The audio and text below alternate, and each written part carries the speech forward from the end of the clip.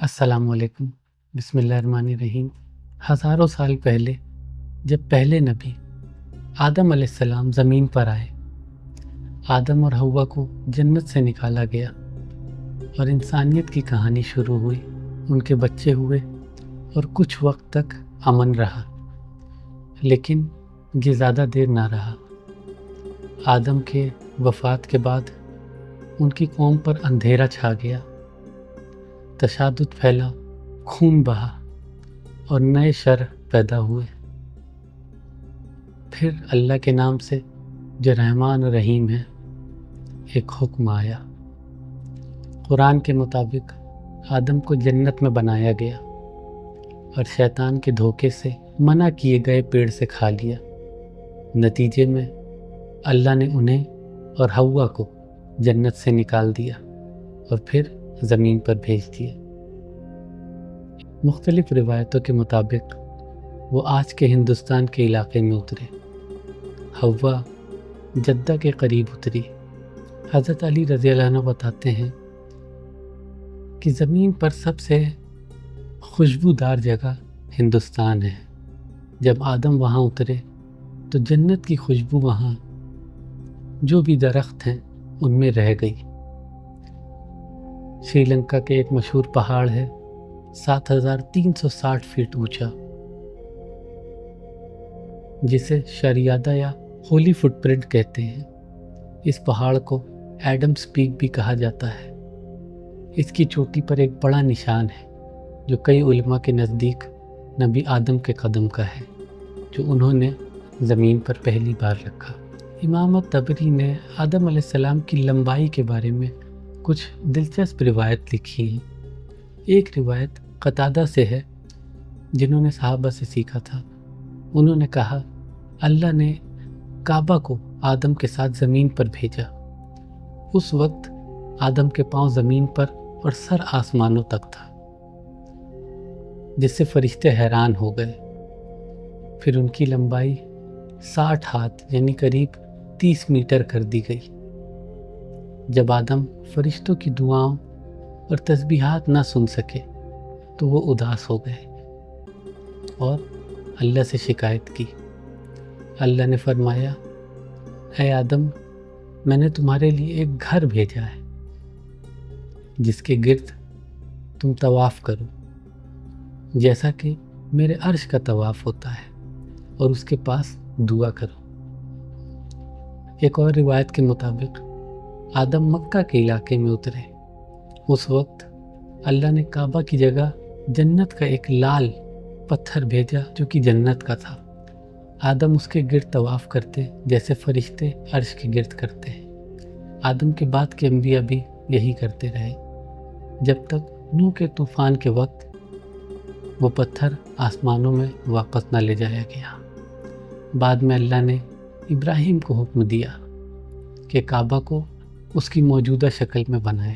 امام الحاکم نے آدم اور اللہ کے درمیان ایک بات چیت لکھی ہے جو ابن عباس سے روایت ہے۔ جب آدم زمین پر اترے، انہوں نے کہا، اے میرے رب، کیا تو نے مجھے اپنے ہاتھوں سے نہیں بنایا؟ اللہ نے کہا، ہاں بالکل۔ پھر انہوں نے پوچھا، کیا تو نے مجھ میں اپنی روح سے روح نہیں پھونکی؟ اللہ نے کہا، ہاں بالکل۔ پھر آدم نے کہا، جب میں نے چیخ ماری تو نے نہیں کہا اللہ تجھ پر رحم کرے؟ اللہ نے کہا، ہاں۔ پھر آدم کہتے ہیں، تو کیا تیرا رحم تیرے غضب سے بڑا نہیں؟ اللہ نے کہا، ہاں۔ پھر آدم نے پوچھا، کیا یہ غلطی میری قسمت میں پہلے سے لکھی تھی؟ اللہ تعالیٰ کہتے ہیں، ہاں۔ پھر آدم نے ادب سے پوچھا، تو اگر میں توبہ کروں تو کیا تو مجھے جنت میں داخل کرے گا؟ اللہ نے جواب دیا، ہاں۔ جب آدم علیہ السلام زمین پر اترے تو وہ خالی ہاتھ نہیں آئے، ان کے ساتھ جنت کے نشانات آئے۔ ابن عمر سے روایت ہے کہ جب آدم زمین پر اترے تو انہوں نے جنت کے درختوں کے پتوں کا تاج پہنا تھا، جب وہ زمین کے قریب آئے تو تاج سوکھ گیا اور اس کے پتے گرنے لگے۔ ان گرنے والے پتوں سے زمین پر پاکیزہ اور مبارک پودے پیدا ہوئے۔ کچھ کہتے ہیں کہ یہ اس لیے ہوا کیونکہ قرآن میں اللہ نے کہا انہوں نے جنت کے پتوں سے اپنے آپ کو ڈھکنا شروع کیا۔ جب یہ پتے سوکھ کر گرنے لگے تو ان سے پاکیزہ چیزیں پیدا ہوئیں۔ دوسروں نے کہا کہ جب آدم کو پتہ چلا کہ اللہ انہیں زمین پر بھیجنے والے ہیں تو انہوں نے جنت کے ہر ایک پیڑ سے ایک شاخ توڑ لی۔ جب وہ زمین پر اترے تو ان شاخوں کے پتے سوکھ کر گرنے لگے اور ان سے بھی ہر قسم کے پاکیزہ پودے پیدا ہوئے۔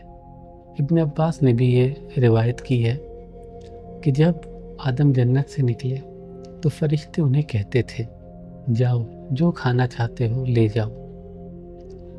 جب آدم ہندوستان پہنچے تو وہاں کے پاکیزہ مسالے، جڑی بوٹیاں، درخت اور خوشبودار پودے انہی شاخوں سے پیدا ہوئے۔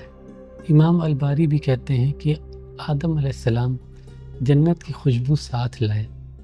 حجر اسود بھی ان کے ساتھ بھیجا گیا جو پہلے برف سے زیادہ سفید تھا لیکن انسانی گناہوں کی وجہ سے کالا ہو گیا۔ ساتھ ہی موسیٰ کا عصا بھی آیا جو جنت کے پیڑ کی لکڑی سے بنا تھا اور 10 ہاتھ لمبا تھا۔ جب آدم نے زمین پر زندگی شروع کی تو انہوں نے لوہے سے پہلا آلہ بنایا، ایک لمبی چھری جو روزمرہ کے کام کے لیے تھی۔ بعد میں انہوں نے ایک تندور بنایا جو نسلوں کے ذریعے نوح تک پہنچا۔ یہ وہی تندور ہے جو طوفان کے وقت ابل پڑا۔ ہم سب نے حابیل اور قابیل آدم کے 2 بیٹوں کی کہانی سنی ہے۔ روایت کے مطابق جب انسانی نسل بڑھنے لگی تو آدم کو حکم دیا گیا کہ ہر بیٹا اپنے اگلے جوڑی کے ساتھ شادی کرے، یعنی قابیل کو حابیل کی بہن سے اور حابیل کو قابیل کی بہن سے شادی کرنی تھی۔ لیکن قابیل جو بڑا تھا اس نے اپنی بہن کو حابیل سے شادی کرنے سے منع کر دیا کیونکہ وہ زیادہ خوبصورت تھی۔ اس کا گھمنڈ اور حسد نے اس پر قابو پا لیا۔ حابیل کے سمجھانے کے باوجود قابیل نے دھمکی دی اگر تو پیچھے نہیں ہٹا تو میں تجھے مار دوں گا۔ آدم نے اللہ سے فیصلہ مانگا۔ اللہ نے دونوں کو قربانی دینے کا حکم دیا کہ جس کی قربانی قبول ہو وہ حق پر ہوگا۔ آدم حج کے لیے چلے گئے اور دونوں بیٹوں کو یاد دلایا کہ قربانی دل سے اور اپنی چیزوں سے کرنی ہے۔ اس کے بعد جو ہوا وہ سب جانتے ہیں۔ ایک قربانی قبول ہوئی، دوسری نہیں، اور حسد کے سبب سے پہلا قتل ہوا۔ لیکن اس کہانی کا ایک حصہ ہے جو سخت سوال اٹھاتا ہے، یہ کہ آدم کے بیٹے اپنی بہنوں سے شادی کر رہے تھے۔ یہ اسلام کے اصول کے خلاف ہے جہاں سگی بہن سے شادی سخت منع ہے۔ یہ صرف اسلام ہی نہیں، ہر بڑے مذہب، یہودی، عیسائی اور دنیا کی ہر تہذیب میں غلط ہے۔ اس لیے یہ کہانی شک پیدا کرتی ہے اور منظور کرنا تھوڑا مشکل ہے۔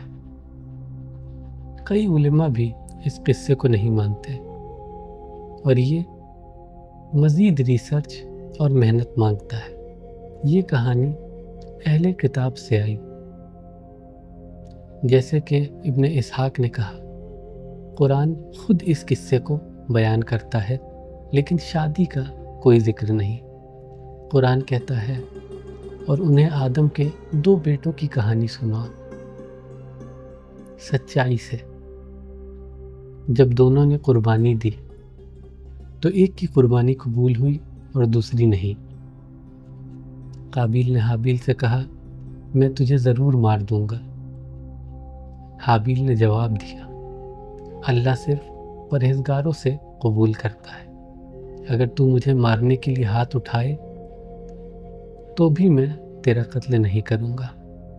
میں اللہ سے ڈرتا ہوں جو سارے جہان کا رب ہے۔ میں چاہتا ہوں کہ تو میرا اور اپنا گناہ اٹھائے اور آگ کا ساتھی بنے، یہی ظالموں کا بدلہ ہے۔ لیکن قابیل کی نفس نے اس سے اپنے بھائی کا قتل کروایا اور وہ خسارہ پانے والوں میں سے ہو گیا۔ تو قرآن میں شادی کا کوئی ذکر نہیں۔ سوال یہ ہے کہ پھر قابیل نے حابیل کو کیوں مارا؟ عبداللہ بن عمر سے روایت ہے کہ اللہ کے قریب ہونے کے لیے آدم کے دونوں بیٹوں کو قربانی دینے کا حکم دیا گیا۔ حابیل ایک شیپرڈ تھا اور اس نے اپنی بکریوں میں سے سب سے اچھی صحت مند چنی اور اللہ کے لیے دی۔ قابیل جو کہ کسان تھا اور اس نے خراب، کمزور اور بری سبزیاں اور پھل دیے۔ اس وقت قبول ہونے کی علامت تھی کہ آسمان سے سفید آگ اترتی تھی اور قربانی کو کھا جاتی تھی۔ اگر قربانی وہی رہتی تو یہ ناقبول تھی۔ حابیل کی قربانی کھا گئی لیکن قابیل کی وہیں رہ گئی۔ قابیل غصے میں آیا اور بولا کیا تو لوگوں میں یہ کہتا پھرے گا کہ تیری قربانی قبول ہوئی اور میری نہیں؟ ایسا نہیں ہوگا، میں تجھے مار دوں گا۔ حابیل نے کچھ جواب نہیں دیا کیونکہ وہ اللہ سے ڈرتا تھا۔ ابن عباس نے کہا کہ دونوں بھائی دولت مند تھے، انہیں کسی چیز کی ضرورت نہیں تھی۔ یہ قربانی ضرورت کے لیے نہیں بلکہ عبادت تھی۔ حابیل کی سچائی اور نیکی کی وجہ سے اس کی قربانی قبول ہوئی اور قابیل کے گھمنڈ اور بری نیت کی وجہ سے اس کی قربانی رد کر دی گئی، اور اس طرح قابیل نے پہلا قتل کیا اور خسارہ پانے والوں میں شامل ہو گیا۔ یہ بات سمجھ آتی ہے قابیل نے حسد اور گھمنڈ کی وجہ سے حابیل کو مارا۔ یہ وہی پیٹرن ہے جو ابلیس اور آدم کے درمیان تھا۔ جب ابلیس نے گھمنڈ اور حسد کی وجہ سے آدم سے نفرت کی، قتل کے بعد قابیل پریشان ہو گیا۔ اس نے پہلے کبھی موت نہیں دیکھی تھی اور اسے نہیں پتا تھا کہ اپنے بھائی کی لاش کا کیا کرے۔ پھر اللہ نے 2 کوے بھیجے، ایک نے دوسرے کو مار دیا اور پھر اپنے پنجوں سے زمین کھودنی شروع کی اور لاش دفن کر دی۔ قرآن کہتا ہے پھر اللہ نے ایک کوہ بھیجا جو زمین کھود رہا تھا تاکہ اسے دکھائے کہ اپنے بھائی کی لاش کیسے چھپائے۔ اس نے کہا ہائے، کیا میں اس کوے جیسا بھی نہیں ہو سکتا کہ اپنے بھائی کی لاش چھپا سکوں؟ اور وہ نادم ہو گیا۔ اہل کتاب کے مطابق جب قابیل نے اپنے بھائی کو مارا تو اللہ نے پوچھا تیرا بھائی کہاں ہے؟ قابیل نے کہا مجھے نہیں پتا، میں اس کا نگہبان نہیں تھا۔ اللہ نے کہا تیرے بھائی کا خون زمین سے مجھے پکارتا ہے، اب تو لعنت کا حقدار ہے۔ زمین جس نے تیرا خون پیا اب تیرے لیے پیدا نہیں کرے گی، تو اب زمین پر بے چین بھٹکتا رہے گا۔ قابیل نے کہا میرا گناہ اتنا بڑا ہے کہ معافی نہیں مل سکتی، آج تو نے مجھے زمین سے نکال دیا، میں اب ڈر اور پریشانی میں جیوں گا، جو بھی مجھے ملے گا مجھے مار دے گا۔ اللہ نے کہا ایسا نہیں ہوگا، جو بھی کسی کو بے وجہ مارے گا اس پر 7 قتلوں کا بوجھ ہوگا۔ اور ہم نے قابیل پر ایک نشان رکھا تاکہ کوئی اسے نہ مارے۔ جب قابیل نے اپنے بھائی کو مارا تو نبی آدم نے بہت افسوس کیا۔ رسول اللہ صلی اللہ علیہ وسلم نے کہا کہ انسان کے لیے اپنے پیاروں کی موت پر افسوس کرنا فطری ہے۔ قتل کے بعد قابیل اپنا علاقہ چھوڑ کر یمن چلا گیا۔ آدم نے اس سے کہا جاؤ، لیکن زندگی بھر تو ڈر میں رہے گا، ہر شخص سے تجھے اپنی جان کا خوف رہے گا۔ جب آدم علیہ السلام کی عمر 130 سال ہوئی تو حوا نے ایک بیٹے کو جنم دیا۔ یہ حابیل اور قابیل کے واقعے کے 50 سال بعد تھا۔ ابن عباس سے روایت ہے کہ حوا نے شیت کو جنم دیا۔ ان کی ولادت پر جبرائیل آئے اور بولے کہ یہ اللہ کا تحفہ ہے جو حابیل کی جگہ دیا گیا۔ شیت کو آدم کا جانشین بنایا گیا۔ محمد بن اسحاق سے روایت ہے کہ جب آدم کا انتقال قریب آیا تو انہوں نے شیت کو بلایا، ان سے عہد لیا اور دن رات کے وقت اور عبادت سکھائی۔ انہوں نے بتایا کہ ہر وقت اللہ کی کوئی مخلوق اس کی عبادت میں ہوتی ہے۔ آدم نے شیت کو طوفان کے بارے میں بھی بتایا اور ایک وصیت لکھ دی۔ آدم علیہ السلام کے انتقال کے بعد شیت ان کے جانشین بنے اور تمام حکومت ان کے ہاتھ میں آئی۔ ابو ذر الغفاری سے روایت ہے کہ انہوں نے پوچھا رسول اللہ صلی اللہ علیہ وسلم سے کہ یا اللہ کے رسول، اللہ نے کتنی کتابیں اتاری؟ اللہ کے نبی نے کہا 104، جس میں سے 50 شیت کو دی گئی۔ آج دنیا کے سب انسان شیت کی نسل سے ہیں، کیونکہ آدم کے دوسرے بچوں کی نسل طوفان میں ختم ہو گئی، صرف شیت کی نسل بچی۔ آدم علیہ السلام کی وفات جمعے کے دن ہوئی۔ اللہ نے جنت سے ان کے لیے کفن اور غسل کا سامان فرشتوں کے ذریعے بھیجا۔ یہ شیت علیہ السلام کے لیے بھی عزت تھی۔ عبداللہ بن امام احمد سے روایت ہے کہ جب آدم کا انتقال قریب آیا تو انہوں نے اپنے بیٹوں سے کہا کہ وہ جنت کا پھل کھانا چاہتے ہیں۔ جب اللہ نے آدم کو زمین پر اتارا تو ان کے ساتھ جنت کے پھل اور پودے بھی آئے، جس میں گیہوں بھی تھا۔ جب آدم کے بیٹے پھل ڈھونڈنے نکلے تو فرشتوں سے ملاقات ہوئی جو آدم کے غسل اور کفن کا سامان لے کر آئے تھے۔ فرشتوں نے پوچھا تم کہاں جا رہے ہو؟ بیٹوں نے کہا ہم اپنے بیمار باپ کے لیے جنت کا پھل ڈھونڈ رہے ہیں۔ تو فرشتوں نے کہا تمہارے باپ کا انتقال ہو چکا ہے۔ بیٹے حیرانی سے فرشتوں کے ساتھ گھر واپس آئے۔ حوا نے فرشتوں کو دیکھا اور کہا اللہ نے آدم کو مجھ سے جدا کیا۔ فرشتے آگے بڑھے، آدم کا غسل کیا، خوشبو لگائی، کفن پہنایا، ان کی قبر کھودی اور نماز جنازہ پڑھی۔ پھر انہوں نے بیٹوں سے کہا یہ تمہارے اور آدم کے سب بچوں کے لیے دفن کا طریقہ ہے، اور یہ روایت صحیح ہے۔ آدم علیہ السلام کے دفن کی جگہ پر اختلاف ہے۔ ایک قول کے مطابق وہ ہندوستان کے اسی میدان میں دفن ہوئے جہاں وہ اترے۔ دوسرے کہتے ہیں کہ ماؤنٹ ابو قبیس جو کہ مکہ میں ہے، اس میں ان کی قبر ہے۔ ایک اور روایت کے مطابق نوح کے طوفان کے وقت نوح نے آدم اور حوا کی لاشوں کو ایک تابوت میں رکھا اور بیت المقدس میں دفن کیا۔ حوا کی وفات آدم کے 1 سال بعد ہو گئی۔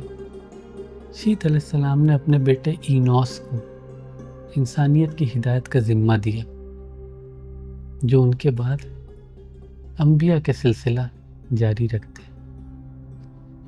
ہینوس کے بعد ان کے بیٹے آتے ہیں کینان اور پھر ملیائیل۔ ملیائیل کی تاریخ میں خاص مقام ہے۔ فارسیوں نے انہیں 7 علاقوں کا بادشاہ مانا۔ وہ پہلے شخص جنہوں نے درخت کاٹے، شہر بسائے اور بڑے قلعے بنائے۔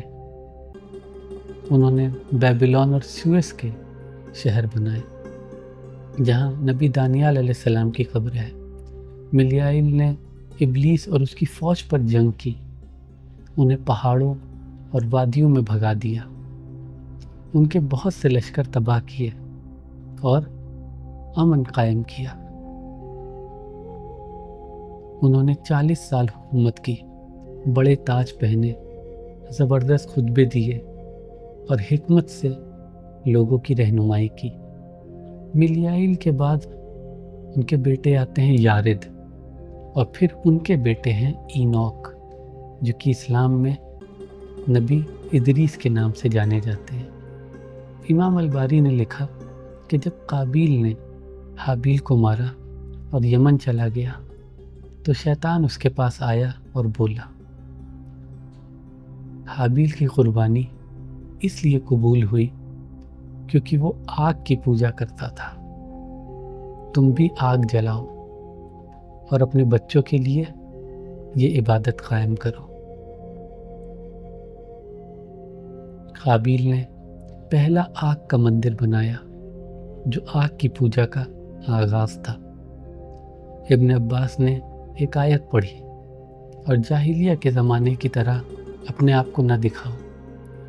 انہوں نے کہا کہ یہ نوح اور ادریس کے درمیان کا وقت تھا جو قریباً 1000 سال تھا۔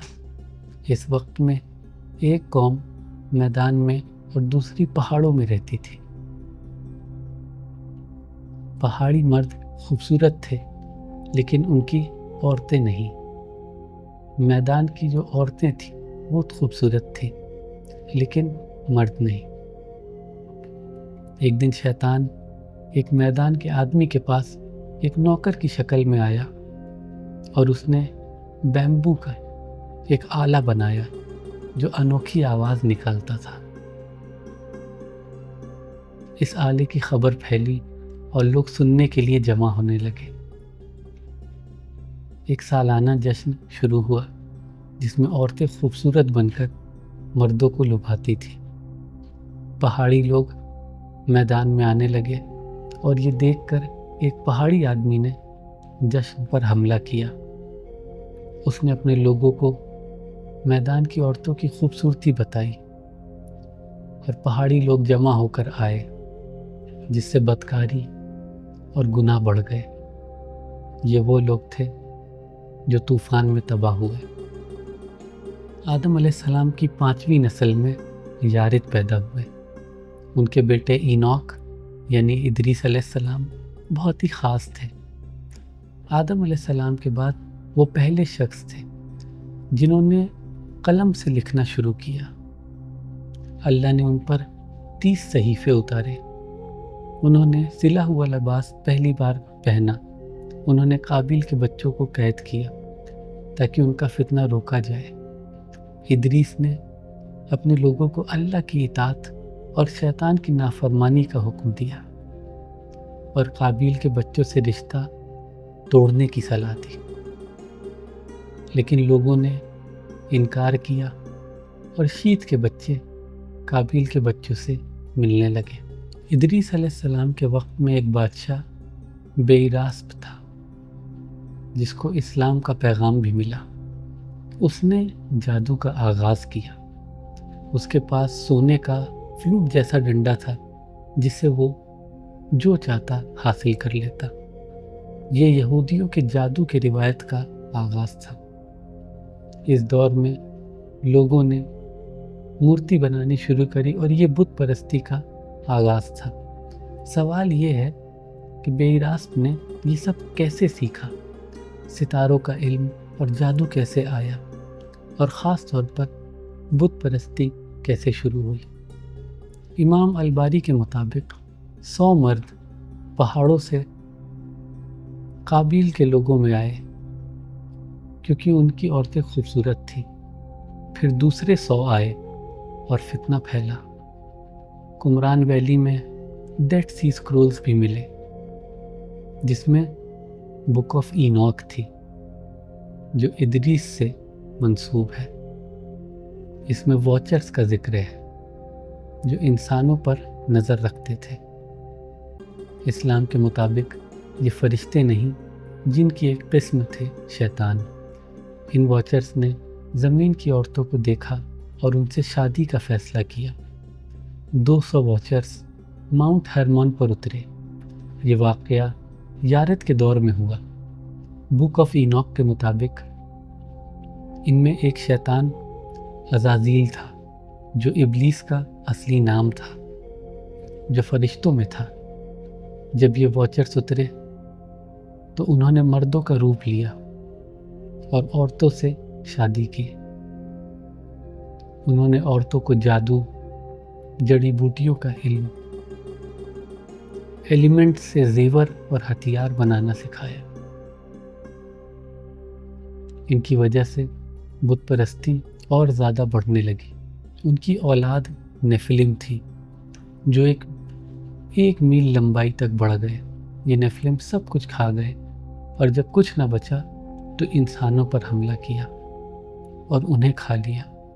انہوں نے جانوروں، پرندوں اور مچھلیوں پر بھی حملہ کیا اور آپس میں خون پیا۔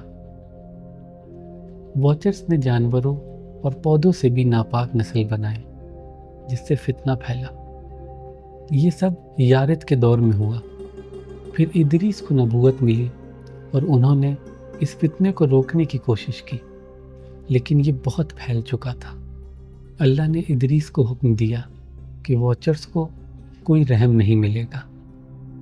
ان کی اولاد ان کے سامنے تباہ ہوگی اور وہ قیامت تک قید رہیں گے۔ ادریس کو آنے والے طوفان کے بارے میں بھی بتایا گیا، اس لیے بت پرستی یارد کے وقت شروع ہوئی اور بیراسک نے جادو سیکھا۔ ادریس کو زندہ آسمانوں میں اٹھایا گیا، جیسے کہ سورہ مریم میں ہے۔ ابن جریر نے روایت کی کہ ادریس نے اپنے ثواب بڑھانے کے لیے زیادہ عمر مانگی۔ ایک فرشتے نے انہیں اپنے پیروں پر اٹھایا اور چوتھے آسمان میں لے گیا جہاں موت کا فرشتہ ملا۔ پھر اس نے کہا، سبحان اللہ، مجھے ادریس کی روح چوتھے آسمان میں لینے کا حکم تھا، لیکن میں سوچ رہا تھا کہ وہ زمین پر ہے اور اب یہاں ہے۔ اس طرح ادریس کی روح وہاں لی گئی۔ اللہ کے نام سے جو رحمان اور رحیم ہے۔ کافی عرصے سے مجھے بک آف اینوک کے بارے میں دلچسپی تھی اور میں اس کے مضمون کو سمجھنا چاہتا تھا خود۔ یہ اسلام کا حصہ نہیں ہے، لیکن ایک وقت میں یہ بائبل کا حصہ تھا جسے یہودی اور عیسائیوں نے بعد میں نکال دیا۔ تفصیل سے دیکھنے سے پہلے میں یہ واضح کرنا چاہتا ہوں کہ میں اس کے علم کو سپورٹ نہیں کر رہا۔ اسے بیان کرنے کی وجہ یہ ہے کہ مجھے بک آف اینوک میں کچھ ایسے نقطے ملے جو اسلامک ادب کے ساتھ جڑتے ہیں یا خالی جگہوں کو بھرتے ہیں، لیکن پوری طرح سے مکمل اس کتاب کو قبول کرنا یہ صحیح نہیں ہے۔ ایک نیا نظریہ، مثلاً ہم سب نے نبی نوح علیہ السلام اور ان کے بڑے طوفان کی جو کہانی ہے وہ سنی ہے، جب پوری دنیا پانی میں ڈوب گئی۔ لیکن کیا آپ نے سوچا کہ اللہ نے ایسا تباہ کن طوفان کیوں بھیجا؟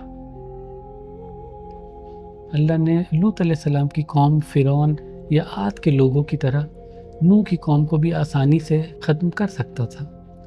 ظاہر ہے نوح کے وقت کچھ اور بھی ہو رہا تھا۔ بک آف اینوک ایک نئی نظر سے اس کی وجہ بتاتی ہے جو ہمیں سوچنے کا ایک نیا زاویہ دیتا ہے۔ اس کے علاوہ اسلام میں اینوک کو نبی ادریس کہتے ہیں علیہ السلام۔ اسلامک تعلیم کے مطابق اللہ نے ان پر 30 صحیفے اتارے، اور یہ وہی نبی ہیں جن سے ہمارے پیارے نبی صلی اللہ علیہ وسلم معراج کی رات چوتھے آسمان میں ملے۔ سورہ مریم کی آیت 56 اور 57 میں نبی ادریس کا ذکر ہے، جہاں اللہ کہتا ہے اور کتاب میں ادریس کا ذکر کرو، وہ سچائی کا انسان اور نبی تھا، صدیق النبی، اور ہم نے اسے بلند مقام دیا۔ اب شاید آپ سمجھ گئے ہوں گے میں اس سیریز میں بک آف اینوک کو شامل کیوں کر رہا ہوں۔ میرا مقصد صرف بک آف اینوک کو دیکھنا نہیں، بلکہ اس کا اسلامک کتابوں سے مقابلہ کرنا اور اس کے مضمون پر منصفانہ نظر ڈالنا ہے۔ 1947 کی بہار میں ایک بیڈوین چوبان محمد نام کا جوٹ ڈیزرٹ کے کنکر والے پہاڑوں میں ڈیڈ سی اسکرول کے قریب اپنے کھوئی ہوئی بکریاں ڈھونڈ رہا تھا، جب وہ ادھر ادھر دیکھتا ہوا ایک غار کے پاس پہنچا تو اس کی اندھیری داخل نے اسے حیران کیا۔ اس کا دل چاہا کہ اندر جائے، اور وہاں اس نے بڑے مٹی کے جارز دیکھے۔ جب اس نے دیکھا تو اس میں پرانے اسکرولز ملے جو کپڑے میں لپیٹے ہوئے تھے۔ خوشی سے بھرا ہوا وہ کچھ اسکرولز اپنے کیمپ میں لے گیا اور اپنے گھر والوں اور گاؤں والوں کو دکھائے۔ اس نے اس کی قیمت سمجھی اور اس کے ساتھیوں نے اسے بیچنے کا فیصلہ کیا۔ پہلے وہ یروشلم لے گیا، جہاں اینٹیکیٹیز کے ڈیلرز کا دھیان ان پر آیا۔ ان میں سلوینس مورلی، ایک امریکن آرکیولوجسٹ، نے اس کی اصل اہمیت پہچان لی۔ اسکرولز ہاتھ بدلتے رہے اور جلد ہی یہ مختلف کلیکٹرز اور اداروں تک پہنچے، جس میں American school of oriental research جو کہ یروشلم میں ہے وہ بھی شامل تھا۔ ایک اسکرول جو آزایا اسکرول کے نام سے جانا گیا 2 سینچری BC کا تھا اور بک آف آزایا کا مینuscript تھا۔ اس کھوج نے علماء اور دینی عالموں میں بہت دلچسپی پیدا کی، جو ان پرانے نسخوں کی دینی اور تاریخی اہمیت سمجھنے لگے۔ جب اسکرولز کی خبر پھیلی تو پتہ چلا کہ یہ کوئی معمولی کھوج نہیں۔ 1949 میں مشہور آرکیولوجسٹ یگل یادین کی ٹیم نے قمران کے علاقے میں کھدائی شروع کی۔ اگلے کچھ سالوں میں انہوں نے 11 غاروں میں ہزاروں اسکرول کے ٹکڑے ڈھونڈے، جو قریب 2000 سال سے چھپے ہوئے تھے۔ یہ کھوج قمران کے خنڈر کے پاس ہوئی، جسے ایک یہودی فرقہ ایسینیز کی بستی مانا جاتا ہے۔ اسکرولز میں مختلف کتابیں تھیں، جس میں ہیبرو بائبل کے مینuscripts، اپوکریفل کتابیں جیسے بک آف اینوک اور بک آف جوبلیز، اور فرقے کے عقائد اور عمل کے ڈاکیومنٹس جیسے کمیونٹی رول اور وار اسکرول شامل تھے۔ بک آف اینوک کا پورا نسخہ جو گیز زبان میں تھا ایتھیوپیا میں ملا۔ اس کی دوبارہ کھوج 18 سینچری کے آخر میں ہوئی، جب جیمز بروس، ایک اسکاٹش ٹریولر، 1773 میں یورپ سے اس کے 3 نسخے لایا۔ ان کے ترجمے ہوئے اور 1821 میں رچرڈ لارنس نے پہلا انگلش ترجمہ شائع کیا، جس سے اس کتاب کی شہرت پھیلی۔ بک آف اینوک میں 5 بڑے حصے ہیں: book of watchers, book of parables, astronomical book, kingdom of heaven اور ایپسل آف اینوک۔ شروع کرتے ہیں پہلے حصے بک آف واچرز سے۔ یہ چیپٹر ایک زبردست مقدمے سے شروع ہوتا ہے، جہاں اینوک چنے ہوئے اور نیک لوگوں کے لیے دعا کرتے ہیں جو عظیم مصیبتوں کے وقت میں ہوں گے۔ اس مشکل دور میں یہ کہا گیا کہ سارے بدکار اور خدا سے دور لوگ زمین سے ہٹا دیے جائیں گے۔ ایک پروفیسی، اینوک جنہیں ایک نیک انسان کہا گیا، جن کی آنکھیں اللہ نے کھولی بہت دور کے مستقبل کے لیے ہے۔ اس سے صاف ہوتا ہے کہ اس وقت ہینوک کو نبوت دی گئی۔ وہ چنے ہوئے لوگوں کے بارے میں بتاتے ہیں کہ ان کا کیا ہوگا۔ وہ کہتے ہیں پاکیزگی والا بڑا رب اپنے مقام سے نکلے گا، اللہ آسمانوں سے اپنی قدرت کے ساتھ ظاہر ہوگا۔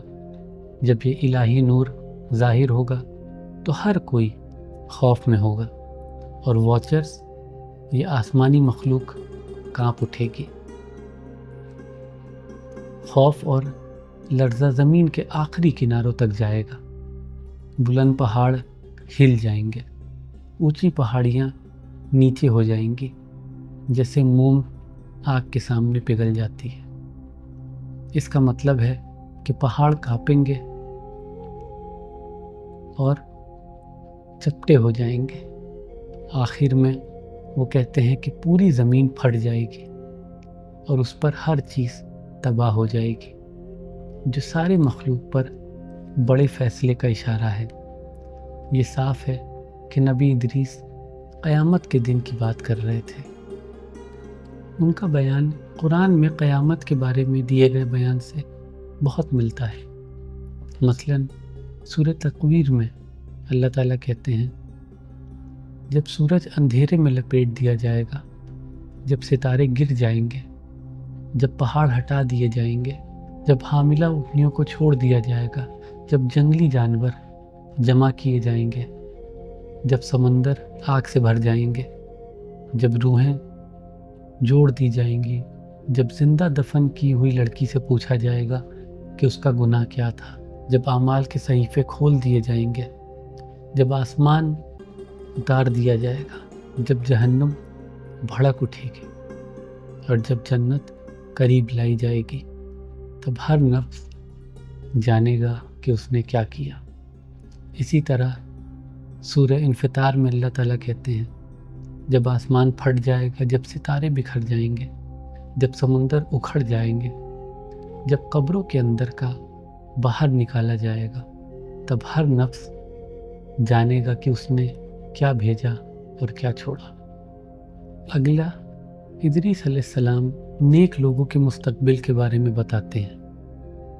وہ کہتے ہیں لیکن نیک لوگ کے ساتھ اللہ امن بنائے گا، چنے ہوئے لوگوں کی حفاظت کرے گا، ان پر رحم ہوگا، وہ سب اللہ کے ہوں گے، انہیں کامیابی ملے گی، وہ سب مبارک ہوں گے اور اللہ ان سب کی مدد کرے گا، روشنی ان پر ظاہر ہوگی، وہ امن پائیں گے۔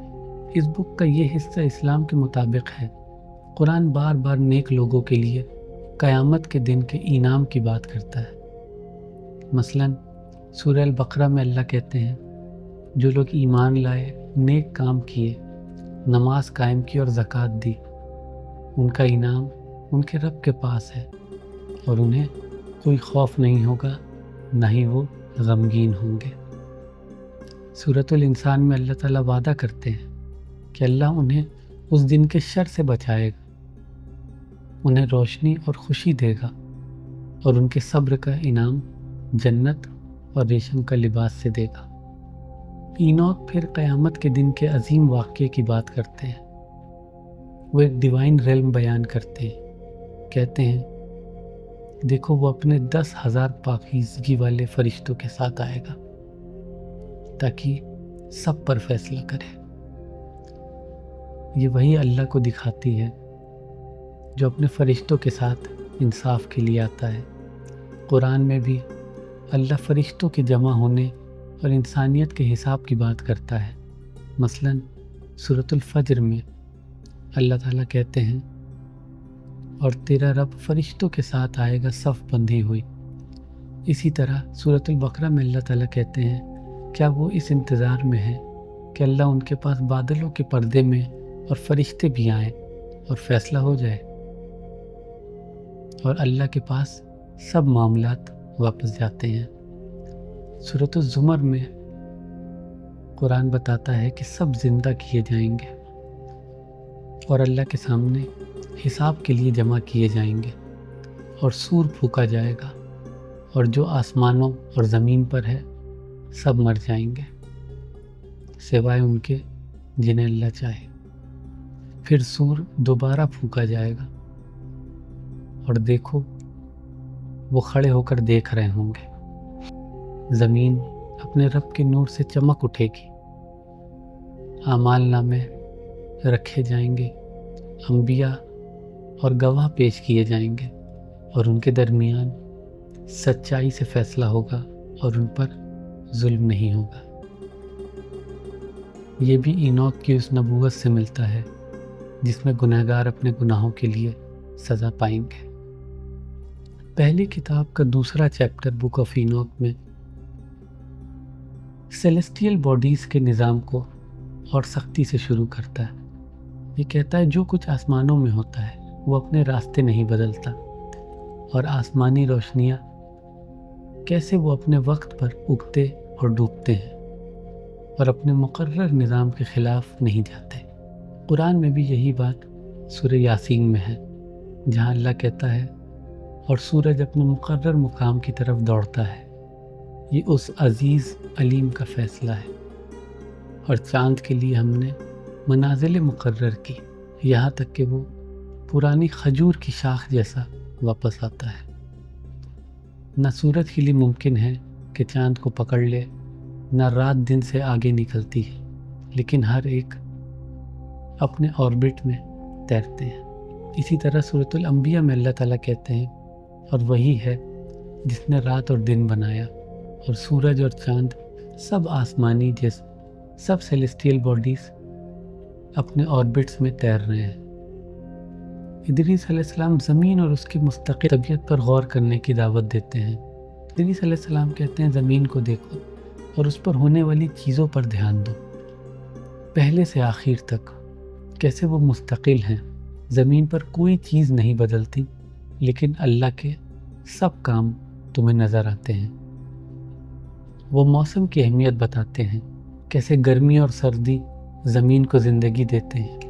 جب یہ پانی، بادل، اوس اور بارش سے بھر جاتی ہے، وہ سردی میں درختوں پر غور کرنے کو کہتے ہیں، جہاں سب مرجھا جاتا ہے اور اپنے پتے گرا دیتے ہیں، سوائے 14 درختوں کے جو اپنے پتے 2 سے 3 سال تک رکھتے ہیں جب تک نئے پتے نہ آئیں۔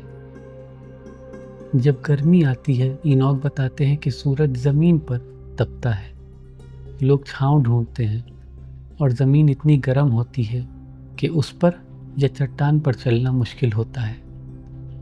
وہ درختوں پر غور کرنے کو کہتے ہیں جو ہرے پتوں اور پھلوں سے سنوارتے ہیں۔ کہتے ہیں اس لیے دھیان دو اور جانو کہ اس ذات نے جو ہمیشہ زندہ ہے انہیں ایسا بنایا۔ وہ اللہ کی مخلوق کی مستقلیت کو تسلیم کرتے ہیں کہ اس کے سب کام ہر سال اپنی الہی مقصد پورا کرتے ہیں بنا کسی تبدیلی کے، جیسے اللہ نے مقرر کیا۔ وہ سمندر اور دریاؤں کا ذکر کرتے ہیں کہ وہ بھی اللہ کے حکم سے اپنا کام بنا رکاوٹ کے کرتے ہیں۔ اس کے باوجود ادریس علیہ السلام اپنے لوگوں کو ڈانٹتے ہیں کہ وہ مستقل نہیں اور اللہ کے حکموں کی پیروی نہیں کرتے۔ اپنے گھمنڈ اور اس کی بزرگی کے خلاف سخت باتیں کہتے ہیں۔ وہ دھمکاتے ہیں، اے سخت دل والو، تمہیں امن نہیں ملے گا۔ وہ گنہگاروں کے مستقبل کے بارے میں سخت وارننگ دیتے ہیں کہ ان کے دن لعنت سے بھرے ہوں گے، ان کی زندگی ہمیشہ کے لیے بدنام ہوگی بنا رحمت کے۔ گنہگاروں کے نام نیک لوگوں میں ہمیشہ بدنام رہیں گے جو انہیں لعنت دیں گے۔ سورۃ البقرہ میں اللہ تعالیٰ کہتے ہیں وہ جہنم میں ہمیشہ رہیں گے، ان کی سزا ہلکی نہیں ہوگی، نہ انہیں مہلت دی جائے گی۔